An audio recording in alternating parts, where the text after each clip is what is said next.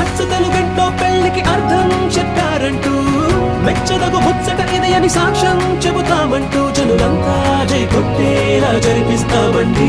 అందాల కుందనపు బొమ్మవని